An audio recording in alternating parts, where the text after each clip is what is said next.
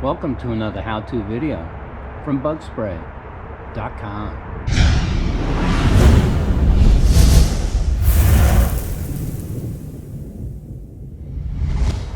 This video is to show you that you can have success using the three-step process that we outlined in our video presentation when dealing with animals that are either in your attic or crawl space. In this case, you're looking at a flying squirrel. They're quite cute. They're pretty consistent with their behavior, and this particular guy was active in one small attic space that I have. He was very consistent, meaning he was showing himself pretty much every night, and I was able to make a feeding station, or present a feeding station as our video explains. And then within one night he was accepting the bait. That was the pecan paste and the bird seed that you see here. Once I got him comfortable feeding there, I placed out this trap. It's basically the more costly version of the trap that you see in the links below. This one here is more of a commercial one. I've had this trap in service now for over 20 years, and it has caught hundreds of animals, so very effective. It's got a rear sliding door option that makes it super easy to bait and to maintain, also to release animals.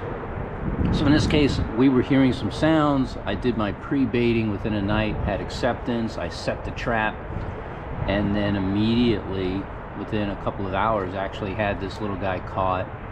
So problem at this point is probably solved, because I'm confident it was a single animal.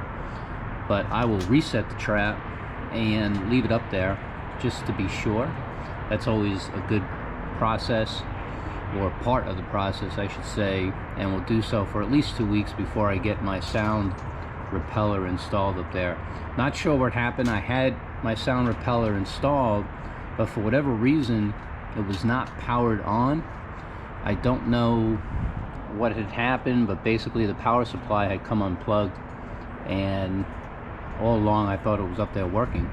But when I got, or started hearing the sound, I got in there and noticed it wasn't on, and this guy came in. I had the sound unit up there for the last several years, and it had been doing a great job. But lo and behold, the unit had been off. I have no idea how long it's been off, but regardless, once I get no activity in that space for at least 2 weeks, I'll power it back on, and I should be good to go moving forward. So even flying squirrels, they can be trapped out using our process, and you can get rid of these unwanted wintertime guests from your attic spaces, crawl spaces, and other areas around the home. So thanks for watching this how-to video from Bugspray.com.